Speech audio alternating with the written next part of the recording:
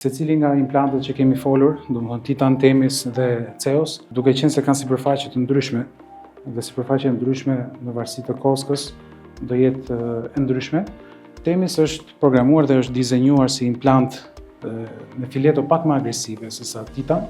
Ajo që mua personalisht më ka tërhequr më shumë ke sistemi Acer është pjesa e avantazheve që ka në sistemet All on 4 dhe All on 6. Sipërfaqja e implantit Themis është implant që është me vjaska pak më agresive. Dhe kjo është në favor në rastin kur ne kemi të bëjmë me kocka D3, D4.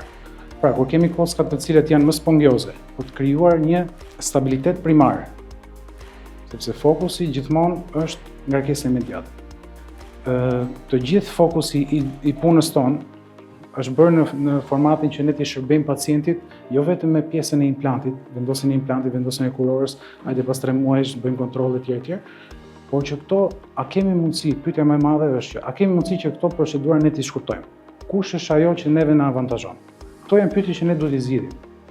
Dhe Acer i ka zgjidhur. Kur flas gjithmonë për pjesën e punimit protetik, tendenca ime më e madhe është që punimet t'i bëjmë me ngarkesë imediate. Edhe në raste kur kemi me infeksione të mëdha ose në heqjen e kisteve, granulomave, përveç rasteve kur kemi shtimin kockore në nivele horizontale vertikale ose në rastin e sinus lift.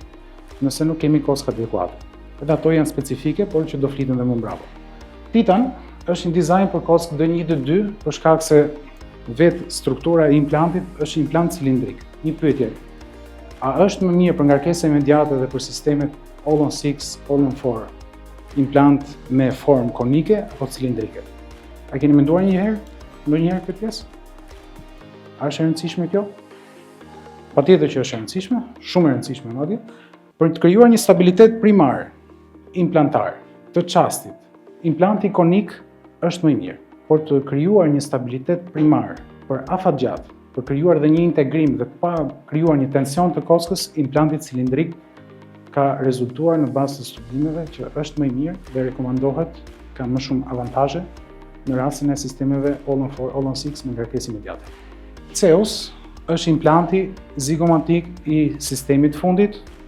Ata që merren me kirurgji zigomatike dinë shumë mirë që pjesa më e madhe e kirurgjive zigomatike tashmë po bëhen ekstrasinusale, jashtë sinusit, ku pjesa aktive e implantit është vetëm pjesa e apeksit, ose më të themi 1/5 e apeksit, dhe aty është e gjithë fokusi ose e gjithë mbajtja, ankorimi i implantit.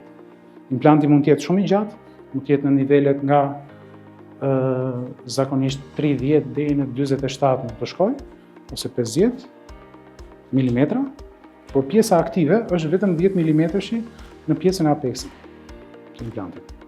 Pra, e gjithë ajo që mbahet nga struktura kockore është vetëm 10 mm, pavarësisht se implanti është shumë i gjatë.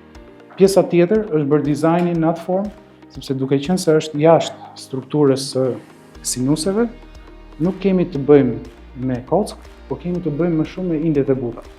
Dhe sipërfaqja e implantit duhet të jetë e lëmuar në mënyrë që mos kemi adezion ose aderencë të mikroorganizmave.